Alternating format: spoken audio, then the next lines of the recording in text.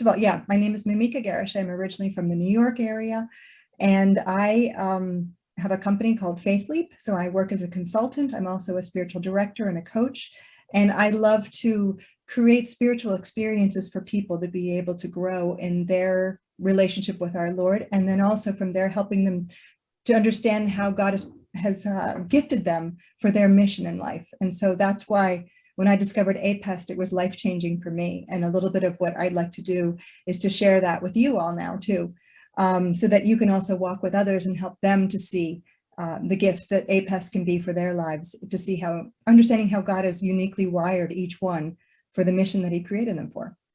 So let's begin with a prayer in light of what we're going to be looking at. So in the name of the Father, Son, and the Holy Spirit, amen.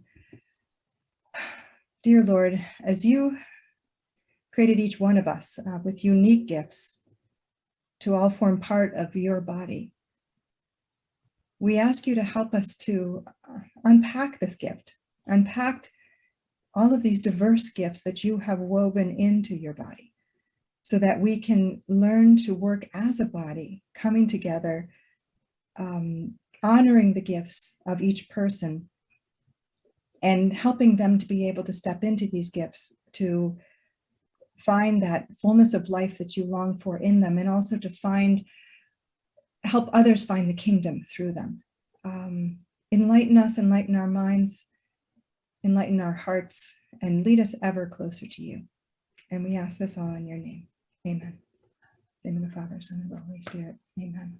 So, all right, so I'm going to dive right into the PowerPoint that I prepared to kind of guide us through this so that we can be looking at this. So I'm going to share the screen.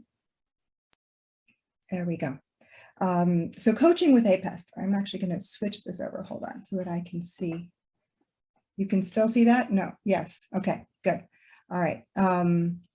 All right, so coaching with APEST. I think this image, shows a lot of what we're looking for, is the people coming together, being able to reach a goal together, and all the different parts. That was probably teamwork that helped them be able to arrive there at that mountaintop. So what we're going to look at today, this is the outline a little bit here. So we're going to be going through where this comes from. What is the basis of APEST? So looking at Ephesians 4, 1 to 16. Yes, Sister Mary Gemma. Mika, I actually don't see it anymore. I don't know what happened. Okay, now is it back again? Yes, it's back. There we go. Thank you. All right.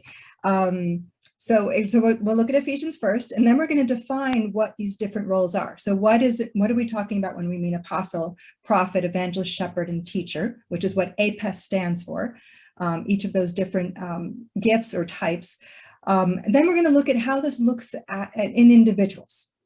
What happens with individuals the differences and differences between the different ones, because then sometimes with one gifting, there's a push for something like looking for the truth. And in another gifting, there's also looking for the truth, but it's in a different context, in a different way. So we're going to seek to understand some of those differences there. What's also really important is we need to see what are the commonalities and what are the synergies as we come together. And then we're going to, and for the next session, I think is more where we're going to enter into coaching around APEST, how you coach someone in it, and then integrating with other types of assessments that we very often use, assessments such as Strength Finders, such as M-Code, such as MPACT and APEST, just to mention these and speak briefly about them and how they can be complementary and how they're also different, and the gifts that they all bring. So that's a little bit what we're going to see. So diving into Ephesians. It's a lot of text here, so don't worry if you have the passage. This is the passage of Ephesians 1 through 16. So we have at the very top, the first paragraph that's there. Paul is basically speaking about the importance of unity. So he says, I, then a prisoner for the Lord, urge you to live in a manner worthy of your call you have received, with all humility and gentleness, with patience, bearing with one another through love, striving to preserve the unity of the Spirit through the bond of peace. One body and one Spirit, as you were also called to the one hope of your call, one Lord, one faith, one baptism, one God and Father of all, who is over all and through all and in all. So as you hear in that first paragraph, there's a lot of words one in there. So we're talking about the importance of this unity, what brings us all together. we need to have this unity as we're working together with the humility and the gentleness, as he says, that patience, bearing with one another for that unity. Because if we don't have unity, the body won't work if it's not united. So that's the first building block, we can say. The second paragraph here is then looks at the diversity, but grace was given to each of us according to the measure of Christ's gift. So the grace is different, is not exactly the same for each person. So he says, therefore, it says he ascended on high and took prisoners captive. He gave gifts to men. So he gave out gifts. What does he ascended mean except that he also descended into the lower regions of the earth? The one who descended is also the one who ascended far above all the heavens that he might fill all things. And he gave some as apostles, others as prophets, others as evangelists, others as shepherds and teachers to equip the holy ones for the work of ministry, for building up the body of Christ. So here he's talking about gave each of us according to the measure of Christ's gifts. He gave gifts to men, obviously men and women here. And what's important to understand is this letter was not written to the leaders of the church. This letter was written to the church of Ephesus, to everybody in the church. So we were talking about the men and the women, the slaves and the free people. Everybody is who this letter was for. So if he gave some as apostles, prophets, evangelists, shepherds, and teachers, was for everyone, not just for the few, not just for the leaders, not just for the apostles, but for everyone. And what is it for? It says at the very end, to equip the holy ones for the work of ministry. So these are our ministry giftings, and building up the body of Christ. Again, the diversity, we need to come together in the unity with this diversity. And as people, I run into people who sometimes say things like, well, I wish everyone had this gift. Well, if we were all eyes, it wouldn't make much of a body. And so we need all the different parts coming together. And here, these are 5 different ways we can come together to equip us in the ministry for building up the body of Christ. And then finally, the last paragraph. This is kind of, again, it continues as what is this all for? Until we all attain to the unity of faith and knowledge of the Son of God, to mature manhood, to the extent of the full stature of Christ, so that we may no longer be infants tossed by waves and swept along by every wind of teaching arising from human trickery, from their cunning and the interest of deceitful scheming. Rather, living the truth in love, we should grow in every way into him who is the head, Christ, from whom the whole body, joined and held together by every supporting ligament, with the proper functioning of each part, brings about the body's growth and builds itself up in love. So as you see, the first paragraph is the unity, the second one is the diversity, and this is for the maturity. This is what these gifts all coming together so that we can reach that full stature of Christ, that we can grow into Christ is what all of this is for when this all comes together. And I find it interesting, the last part, it says, joined and held together by every supporting ligament. So this for me is the idea, what holds the different parts together? This is us coming together with this love in this unity, but with the diversity of gifts, so that the proper functioning of each part of the body will build itself up in love. So you see how it goes back to the unity again, that love from the very beginning. So as kind of a summary, the unity of the church founded in the unity of God. APEST given to the church. APEST is the gifts of the apostles, prophets, evangelists, shepherds, and teachers for the maturity and fullness in the body of Christ.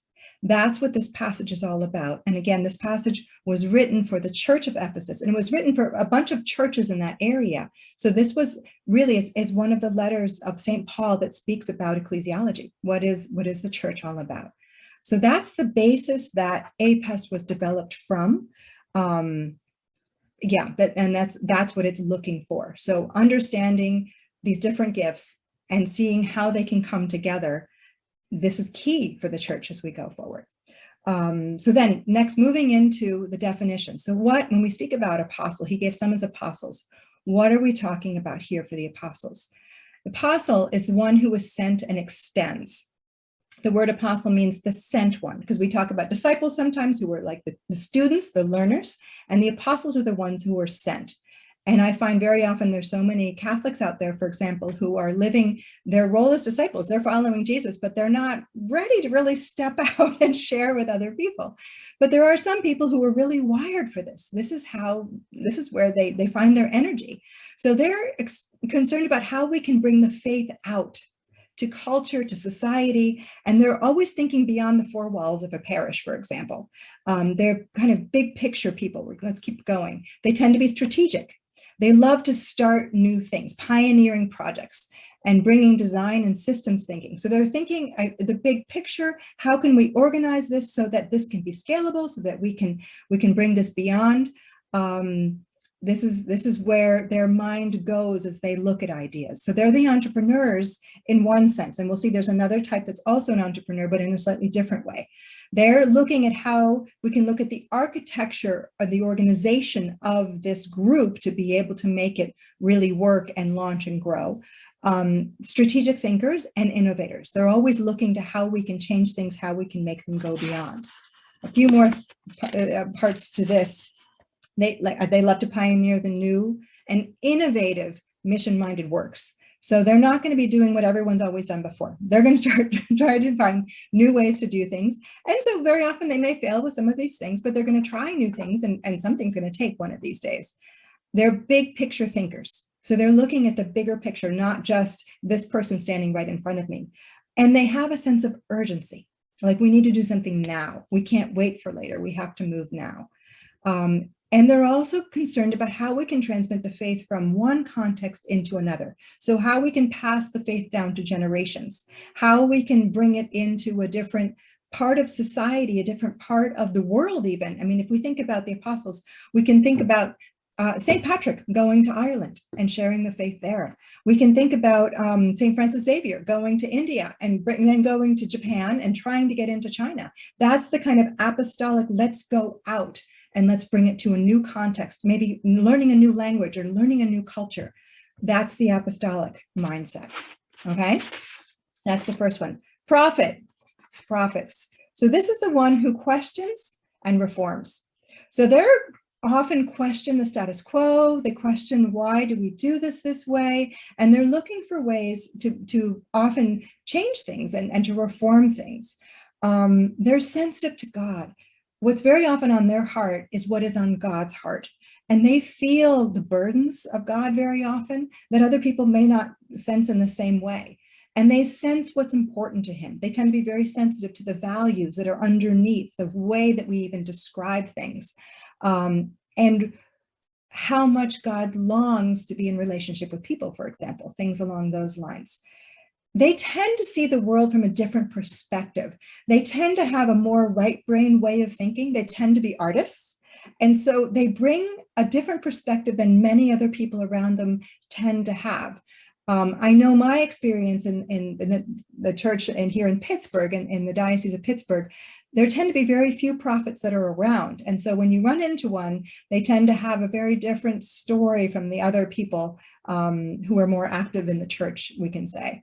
They're often concerned about things like social justice, societal reform, because they're concerned about, on one hand, connecting people to God. So they have like a vertical dimension, and they have a horizontal dimension of people's dignity being respected, of God's heart for people who are in places where they're oppressed or where things are not right.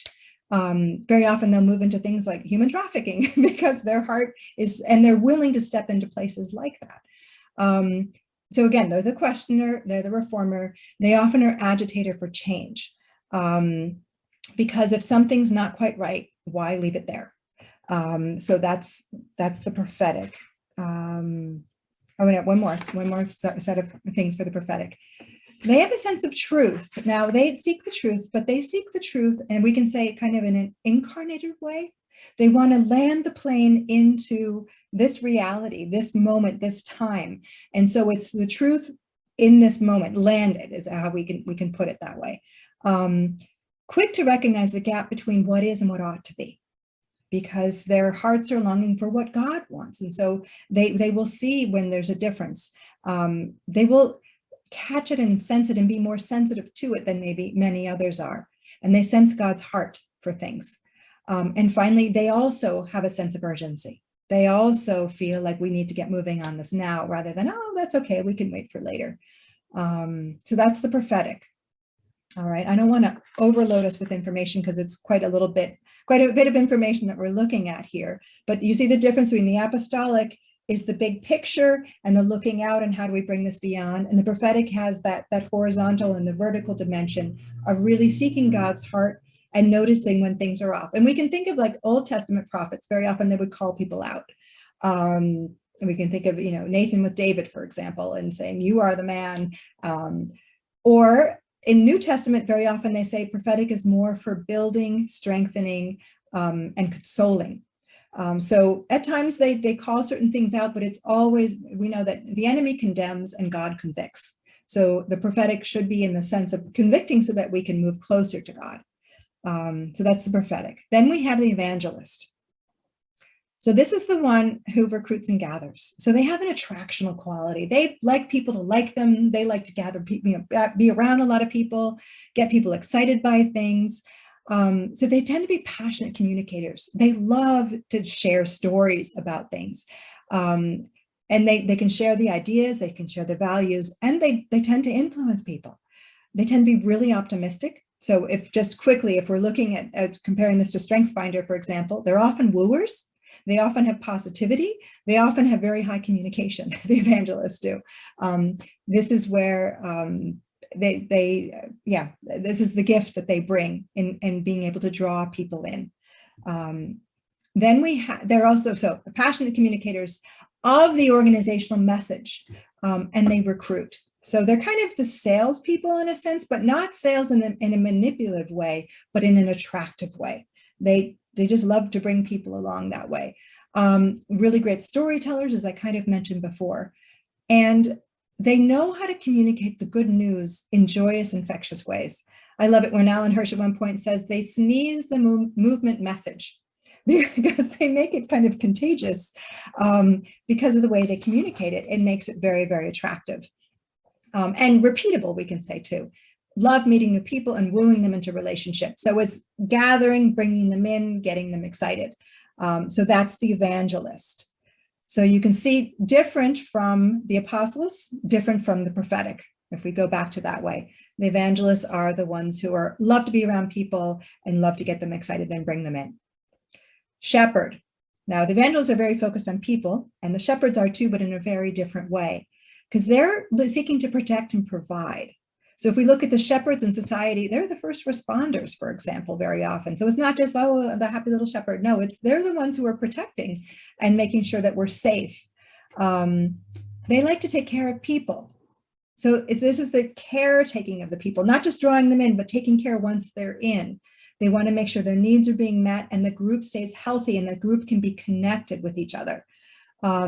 And this is what helps the group to be able to move forward and be sustainable, because they're always seeking the dynamics of how the different people are getting along and how the community is growing and deepening.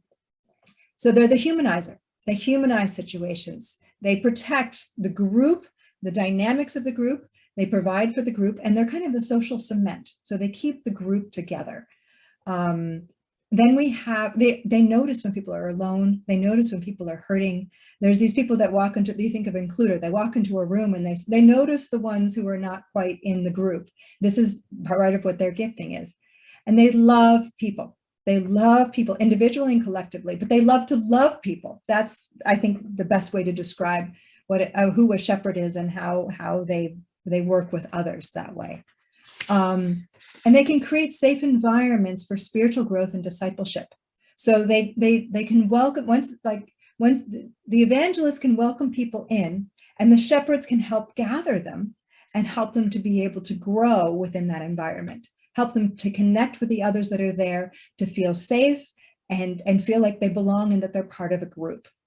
So they both love people, but they love them in a different way. The evangelists are great up front and great bringing them in, and then they kind of like to move on. I mean, evangelists, for example, are people who love to work a room. They can go around and meet all the people in a room that they've never met before, have a great time doing it, and just wrap up the conversation and move on to the next one. And sometimes people are like, wait. So this is when the shepherd can move in and help create the community among them and help them be able to stay there. So that's a little complementarity of how the evangelist and the shepherd can even get along together. And then, so after shepherd, we have the teachers. So the teachers are the ones who understand and explain. So the teacher is a very easy word that we understand this way. And I think there's not, you don't have to translate it too far, but they love to help people grow in truth and in wisdom. They love to pass on the faith. They love to pass on the understanding of the faith, what they have understood about God, what they have understood about the truths of the faith and how to follow our Lord. This is the gift of the teacher. Natural trainers. Again, they inspire a love of wisdom and understanding. So not just passing it on, but people really valuing this wisdom and understanding as well. And finally here, so they're kind of the philosopher types. They can have these great philosophical discussions. And I've heard sometimes where people would sit down at I don't know, a Denny's or something and go on and on about what do you think the faith, the way that we think about this or that or the other. Those are the teacher types who love those kind of conversations. They're great instructors, and they're really good at like systematizing ideas, systematizing information. So for example, coming up with curriculum of how we can pass on the faith to different groups, whether they're children or whether they're adults, whether they're young adults or whoever. This is the gift of the teacher. Also great at creating pathways to learning, so they can see like what are the different steps people need to go through, where they're starting from, and so that they can land up at where they need to finish. So they can work their whole way through there. And they ensure the truths are passed on from generation to generation.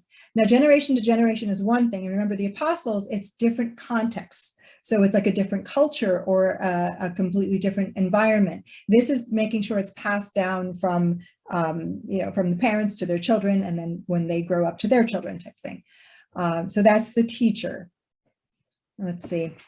So what's interesting about APEST is that often when people speak about spiritual gifts, I believe that there's a lot of spiritual gifts that when people do not have a personal relationship, we do not see them completely activated, and we don't see them necessarily lived out because they don't have a relationship with our Lord. So if they don't have a relationship with our Lord, how are they going to lean into intercessory prayer that way? Because they don't even think they could really ask him, right? APEST, I find, is different than the other spiritual gifts, because even if they don't have a relationship with our Lord, it's like this is the way that they were wired. And if they're not living this in the church, they're going to be living this in society. So that's what I've found that's why I think I gravitated towards APEST versus the spiritual gifts when I first discovered APEST, because I could share it with more people and find more fruit from it, even if they were not necessarily very strong in their faith. So, for example, if we look at the different types here, the apostles, they're the ones who like to pioneer new things. So whether it's something in the church or outside of the church, so they may turn around a failing school, for example. They may start different types of movements. They'll start new systems, start new businesses, start new organizations. That's what the apostles are typically doing. They'll be the entrepreneurs in society. So that's the apostles, for example. The prophets, they tend to be visionaries, but the apostles are visionaries, but in a different way. You see, but the prophets are visionaries in a different sense. Again, the issues of justice very often, environmental responsibility, and creative arts is often where you will see them. Where they enter in, they tend to seek to try to find how they can adjust things, how they can change things, how they can make things better. I would say is where the prophet's heart tends to be for these situations. The evangelists, since they're so great at getting people excited for different things, they tend to be kind of salespeople, recruiters, marketers very often, although I've seen people who can work in marketing using different types of skills. So not necessarily are they evangelists, but the evangelists, I think very often when they enter into this area, especially when it's working with people directly, that's where they find their energy. And that's when they do very well with it. It's interesting because often when people think of evangelists, they'll think of a Billy Graham who got up in front of thousands of people and led many people to Christ that way. Evangelists in general are not like Billy Graham. Billy Graham would be a super rarity of an evangelist, because most evangelists work with people one-on-one. They like to have that individual contact with each person, rather than getting up in front of a crowd. Yes, they can get up in front of crowds and get people excited too, but they like that one-on-one interaction there. Yeah, so yeah, salespeople, recruiters very often. Shepherds, they are concerned about people. They're the humanizers. They want to bring people together. I've even seen people that, I mean, the shepherds, they typically, when you meet a shepherd, they want to connect with you before they'll do any business. So they want to know how you are and what's going on before they can actually dive into business. Other people at APEST will dive right into business and not care about the rest of it. But the shepherds will stop and say, how are you today? I've noticed that you're like, you look down or whatever. That would be much more a shepherd. Or I know one person, shepherd, was saying, I can't let the business meeting start until we actually giggle together so that we are connected before we actually look at anything we have to look at. And that was a perfect example of a shepherd and how they need to connect that way. So they humanize the situations, they humanize the work group together, they humanize the business environment, the business setting. And the teachers, those are going to be the trainers. They're going to be the philosophers, the thinkers, the people who want to understand ideas and how they shape human life. People, you know, sometimes, yeah, there's different ways that people can carry these out, but they're going to be going into the information that's behind it and really researching and understanding it and figuring out how they can pass that on to others.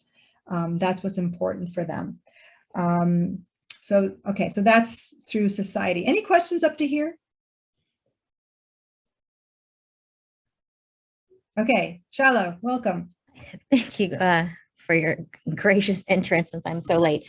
I once had someone complete one of the APEST tests, and she had like 0 in almost every category and maybe a 1 in one category. And I just thought, wow. How did you do that? And I didn't get the sense that she was super connected, like in a church. I came across her, she had responded to a devotion I had written and just felt like, you know, I don't have any gifts and talents, like there's nothing that I'm good at. And, you know, and I was just like, surely not, sister. And so I sent her a link to take the APEST and I was like, I don't know what to say. Okay, all right. So it's very good. All right, let me think. Couple things there, because number one, I've had a number of people take APEST who didn't really know themselves or were more concerned about how everyone else was around them rather than really with the self-knowledge and understanding of who they are. And so they've come back with results. And I remember one person I looked at and I was like, this is not this person at all. So what I ended up doing was kind of asking them more about themselves, more about where they find energy, more about what things they enjoy. And then for all of them, as I went through APEST, through the assessment with them, had them say where they thought was yes and what they thought was no. I'm wondering about this one person. There seems to be, if they got a 1 in one area, okay, what was that one little thing that they responded to at least start from there and maybe pull from there to see if there's something else that is there. Yeah, and very often we can explore this more when we get into the actual coaching. But I find that walking through with them and seeing where there is a bit of a response, a resonance, something positive, that's where I find in those cases more fruit than what actually came up necessarily on the assessment itself. When there's greater self-knowledge, the assessment itself should be able to reveal that to us. But when there's not the greater knowledge, sometimes you need to move to other things like that. And I've had more than once where, as we were coaching through, they were answering because they thought they should be answering that type thing. Because, oh, my ministry is more shepherding ministry, so therefore I should be doing this. And it was funny because the one person specifically I'm thinking of, as I was coaching this person, they were like, I don't think this assessment works. This isn't like the other ones I did. This is off. This is like stupid. And I said, well, let's just go through and let's look at this. And they thought they should be a shepherd because of their ministry role. And as we went through, there was very, very little resonance under shepherding. So we went to the next one and we found more resonance. And then we went to the third one and I actually pulled up the full explanation from somebody else's to be able to say this is, and it turns out they were number one prophetic, we both decided. But they didn't think that like that was a legitimate way to answer things because of their ministerial role originally. But at the end, they were totally convinced by it, even though the assessment results never showed that. Does that make sense? Yeah, for sure. So I just kept on walking through with them until I said, I'm hearing a lot more energy here than I heard with the shepherding. And the person was like, yeah, you're right, you're right, you're right. So it was through walking through that we could find what was going on. And then there was somebody else who, the self-knowledge just wasn't that high. And as we went through, because I knew this person, I thought they were more of a shepherd. And so that was one of the lower ones, supposedly, when they did it. So I said, well, what about this one? Read it. And that was like, wow, yes, this is it. This is it. This is it. And I said, okay, well then they because they weren't very, I think they were maybe comparing themselves more to other people or more of what they thought they should be like rather than who they really were. And so helping them discover who they really were was very, very powerful for them. Yeah, I think for this woman, I may have suggested for her to get connected into a local community and then just find places to serve and see which area seemed to bring her to life more, right? Because I think it becomes evident because the sense that I got from this woman, because again, I have no idea who she is. I just met her online, was that she's not, I don't know that she does anything. Like, I don't think that she works. I don't think that she's in a community. I don't think that she has any ecosystem. I think it's almost like she just exists. It's kind of sad. And I think it sounds like because she had only a 1, that I don't think she really thinks she has gifts to give. Yes. And discounting whatever she has. And that's where she needs to be able to discover that she does have gifts, because we all have gifts. So another level of therapy, that needs to happen. Exactly. Shala, question. If she scored 0s and 1s, did she score 50 in one single? I'm trying to, let me see if I can't remember if I sent her a link to a free, this was okay, a year maybe that was ago. a free one. Okay. I don't know if it was one of the free ones or if it was one, because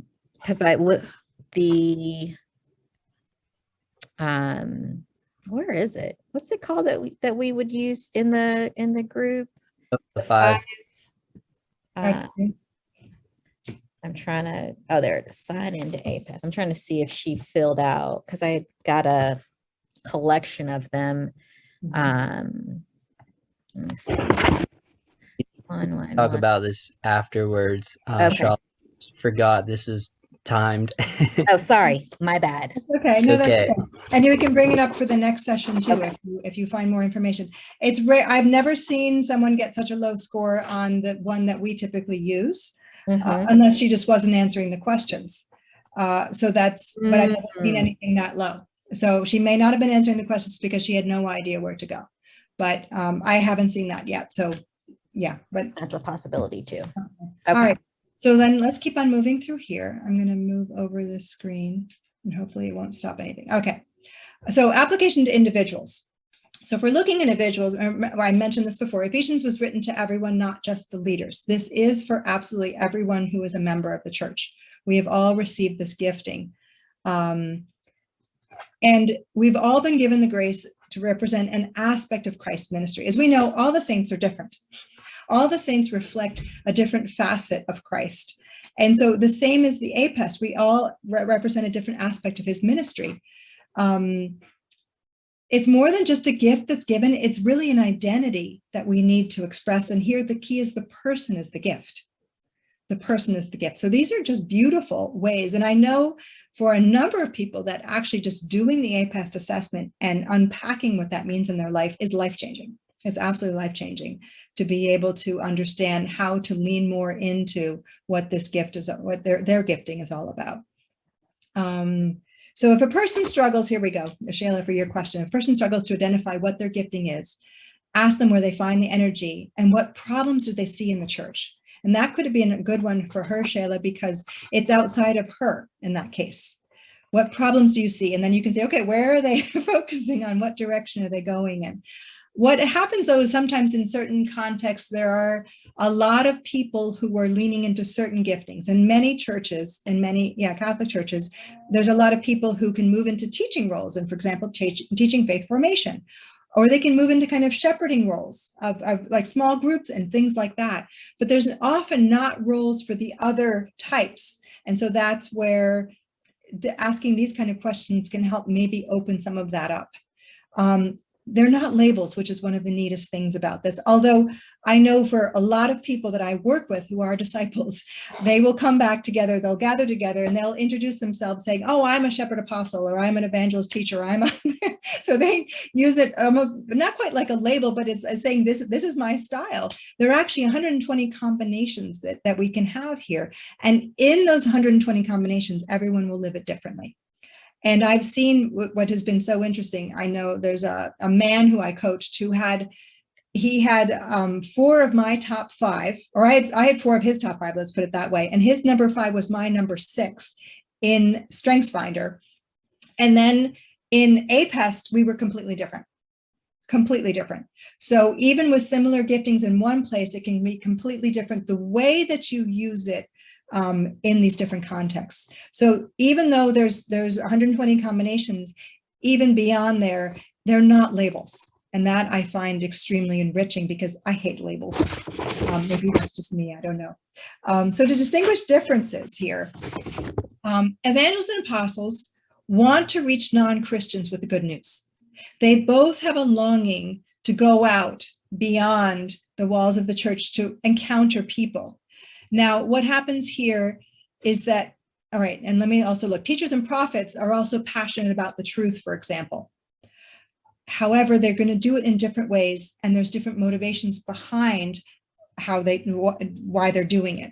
So the evangelists want to reach out one by one to encounter the people and share the good news with them wherever they're at. The apostles want to do it on a bigger scale. So they want to send more people out and encounter more people to bring them into the good news. So it's a different way that they're doing that.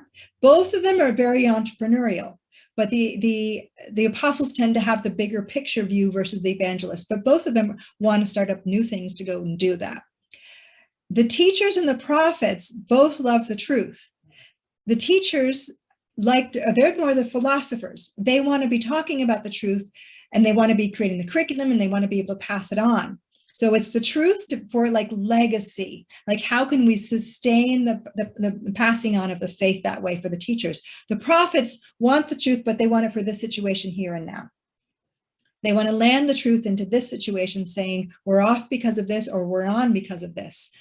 So as you see, even though they have a passion for something that's the same, the motivation and how they go about it is going to be different. So that's distinguishing differences there. Another really important thing, this graphic for me, I think is very clear. All right, what are we looking at here? We have the settlers and the pioneers. So the circle here is the image of what is the church. We could put it in a box, but I like the circle better. So it's the circle. So we have the T's and the S's, the shepherds and the teachers inside the church, very comfortable inside the environment of the church. This is where they thrive, and this is where they grow. We have the shepherds who create the community inside the church, protect that community, keep it strong, and help the people to be able to grow in this context of the church. And the teachers then come as the trainers, passing on the wisdom, the knowledge, and the understanding of the richness of our faith to the disciples, to the people who are inside this church. The evangelists are in the doorway of the church. It's kind of like they have one foot in and one foot out. So they like to be in, but they like to go out and find people and bring them in. So they're in the doorway because they're a little bit on both sides. So we have the settlers who are the teachers and the shepherds, but because, as I said, they're very comfortable inside the walls of the church, working with the people who are there. The evangelists like to bring them in, but then they like to kind of drop them off so the shepherds can help incorporate them into the community, and the teacher can then form them to be able to, in the shepherds and teachers as disciplers that way. But the evangelists, they are not in for the long haul with each individual. They're in for the haul to help them come inside, and then they'll pass them on to someone else. That's what their gifting is. That's their place. because I know evangelists who are so good at getting people excited, but then they like to move on. And the people, as I said, they're like, afterwards, that's when the shepherds can come and pick them up and bring them in. And that's when they can grow in that environment. The prophets and the apostles are the pioneers. They're the ones who are more comfortable, in a sense, outside of the church. Not outside that they're, not in good standing with the church. That's not it at all. But where they tend to look is more beyond the four walls of the church. How can we go out? The apostles, remember, to bring the faith into different contexts. The prophets, how can we bring God's kingdom into the world where we're at right now, so that everyone out there, not just the ones inside the four walls, but everyone out there can live according to the dignity that God created them with? So, and the apostles and the prophets, they're a great combo for coming up with new strategy and new mission and discerning how God is calling them to do that. The prophetic have a gift for the discernment. And so them working together with the apostles is a very strong combination, especially when they're starting up new things. And remember, the evangelists and the apostles are the entrepreneurs. So they're starting up the new things, and the prophetic work there with them. So we have a tension kind of between these two sides, which I think is important to understand as well. So the settlers, they focus on the people who are in the four walls. They focus on maintaining what we have, maintaining the community, maintaining the faith, maintaining the bonding that's there. They tend to focus on staying in these boundaries of the ones who are coming to church. They focus on the present situation. What do we have going on here and now? They want to keep everyone together, and they want to put down deep roots into the faith, into the living of the faith. This is what the teachers and the shepherds, especially, that's their gift. That's what they focus on. On the other hand, the pioneers are focusing on people outside the church. And it's interesting, I spoke to a woman, she's in charge of RCIA in her parish. And in her parish, she also has other people on the team who are very much shepherds. She's an apostle. And so she says, she's sitting there with all these people who are just beginning to come into the church. And she says, I feel like I often am looking over my shoulder to see who else I can find to come in, while the shepherds are very happy working with the ones who are coming to help them feel like they really belong. She's like, but I was always asking myself, do I feel like I'm always looking over my shoulder for who else? Because she's a pioneer. That's why. Pioneers like to start the new things. They like to explore beyond. So they don't want to stay in the four walls. They want to go beyond. What other ways can we do this? How else can we try? They're looking at future possibilities. So it's not the present situation, but what about the future? Where are we going? They want to keep everyone moving, not everyone together like the settlers, but everyone moving, going out, doing things. Instead of putting down roots, they want to break new ground. And the pioneers of a sense of urgency. So you can hear this very often as you're walking through with people. You hear the difference of the sense of urgency. You hear the concerns about, Shayla, again, asking that woman, what is she more focused on? What's happening inside the church with the people that are there, or what's happening outside of the church with the people who are not there right now, who are not coming, who have either stopped coming, who have never come, as they call the nuns and the duns and the totally unchurched. Where's their heart leaning, I guess, is the question with that. Okay, so that's that. And then finding commonalities and synergies, which is really important, because there's a tension that exists between the pioneers and the settlers. There's a tension because the settlers are very happy with the ones in the walls, and the pioneers are looking out and going in other directions and want to shake more things up. It's important to understand that for things to go forward, we need all of us coming together, and we need to understand the different gifts. We need the settlers to consolidate the church, and we need the pioneers to keep it going. And you need to find the balance between the two. I remember speaking to a church planner, a Protestant church planner, and he was part of a movement that had founded 500 churches in like 5 years. 3 years later, they had to close half of them, because they were all pioneers and prophetic, and maybe a few evangelists in there, but they didn't bring the settlers in. They didn't bring the teachers and the shepherds to help them consolidate that and make it possible to go forward. So that was an example where they didn't have the proper tension and everyone working together. So with this, we need the unity and the diversity. We need everyone coming together, understanding the different roles that we have, whether it's the pioneers or the settlers' roles, valuing the gifts of each other. Because sometimes I find people will read another person's gifts through their own. And if their gifts are very different than your own, you may not be understanding what this other person has at all. And you are probably losing out. Yeah, if the foot doesn't understand what the eye does, then you're going to have a problem. Very different roles, but we need both of those roles for the fullness of the body to come together. So the whole idea of the unity plus the diversity coming together will lead to the maturity. This is extremely, extremely important for building strong teams. And we need all of these different roles working together, because if we have some of these roles that are not working, it makes the whole body weaker. Yeah. So, all right. Any other questions? This is the basis of the presentation of APEST in itself. And then I was going to move into coaching with APEST, which I was thinking I would prefer to leave for the next session rather than this one. I could go deeper into this. Okay, there's one more point here I'll bring up, which is important. We know the apostles and the prophets and the evangelists are very good at starting new things. So they will come in and, like, starting something new, you need the apostles, prophets, and evangelists to get things going and get things off the ground. But when they get things off the ground, there's a lot of movement. There's a lot of shakiness, as I said, like the church that founded the 500 churches or the movement that founded 500 churches in the first year. So you imagine all the stuff that was going on at that point. It's always important that once they get things up and off the ground, you need the teachers and the shepherds to come in and to settle things down and to organize things and to help people go deeper, help the community come together stronger, because without them, as I said, it won't be able to be maintained. Now, what sometimes can happen is the teachers and shepherds can come in and look for so much stability that they push out the pioneers. And then the problem is that you're just going to go into decline. You need to have everyone working together with it's a tension and a balance that needs to be found, because the teachers and shepherds will come in, they will stabilize things, but then you also need to bring back in the prophets, apostles, and evangelists to kind of shoot the whole movement up again. That's when you have the like a renewal. That's very often what's going to come from the apostles, prophets, and evangelists. They need to shake things back up to find newness, new life, and then we need the pioneers and the settlers to come in.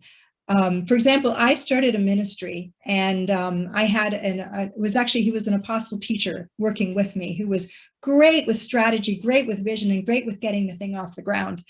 And so he helped me for the first year of getting the whole thing off the ground. And it was great to work with him because he was in such a great place there. But he finished and he said, because it's interesting, the pioneers will get itchy feet. They will need to move on after a couple of years. They can't stay there in the same place year after year after year. So he, after that year, said, okay, I did my job. I had a great time doing this, but I need to move on now. And I said, great, that's fabulous. You got this off the ground, and that's what I needed.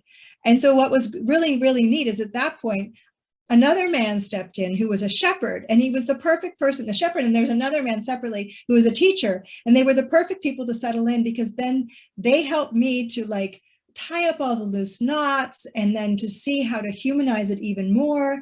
And so they were able to settle it down, and they're very excited about continuing forward year after year after year. While the pioneer was like, okay, I'm done, I got to move. That this is where you can find the balance with both of them, so that so it can work going forward, and it can become something that's sustainable and that has legacy and not just a flash in the pan. So, okay, any questions?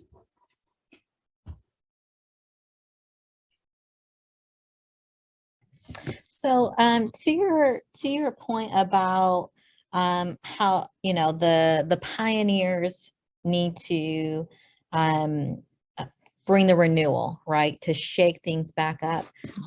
What are they doing in between, right? Like, they've helped, they've launched, got it going.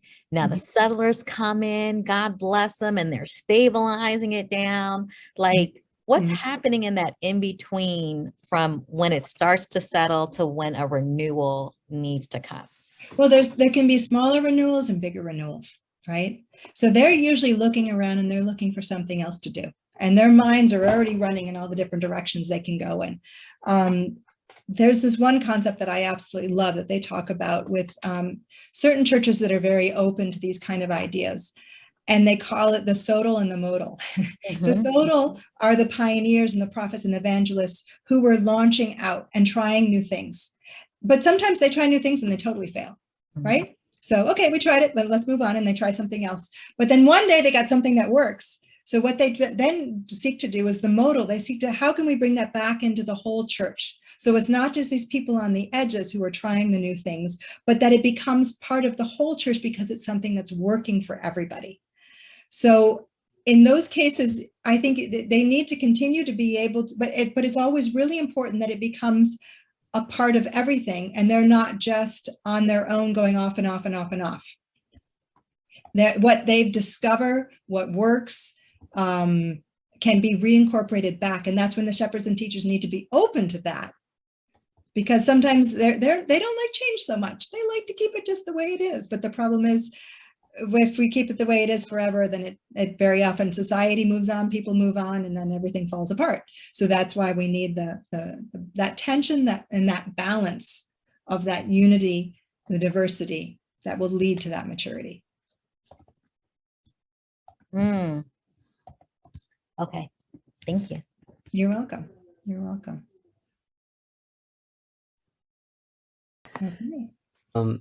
Okay. Just to like try to get a better grasp on what you said, Mimika, like someone like a pioneer who's very gifted in innovation, like would, if they were in like a parish setting where things have been stable and maintained for years, like if that parish were to adopt like and this is just my jargon, but like a continuous improvement mindset, and they invited that pioneer in to like lead like small change efforts, would that be like a nice balance? Yep, exactly. Yeah, exactly. And I think very often, Sorry, very often I think there's a lot of people with the prophetic gifting with the apostolic gifting, don't feel like there's a place for them to really do ministry in the church. So they think about things, but they're doing more things outside of the church in different areas than they are in the church.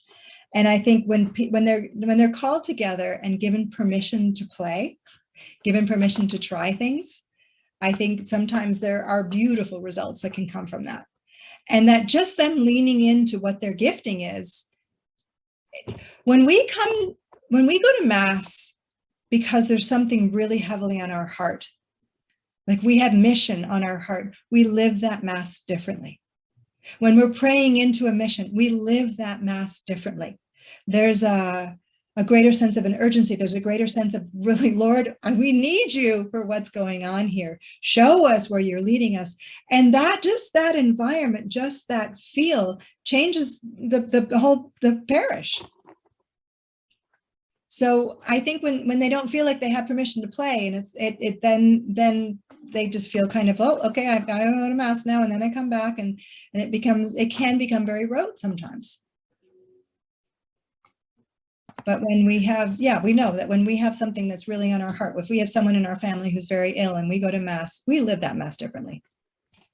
But imagine if that were for mission. Yeah. And I know some people who've gone on certain mission trips when they're out there and risking and things like that. They live those Masses differently. If that were our everyday Masses, could you imagine?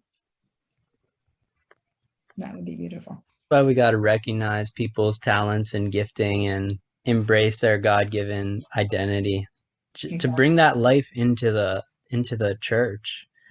Instead of everybody pouring that into their careers out in the world, we could have them pouring that life back into the church. That'd be beautiful. Well, in both places. So yeah. All right. So it's 5 o'clock here. So we wrap this part up for this week, and then later on, the 21st of April, we'll continue on.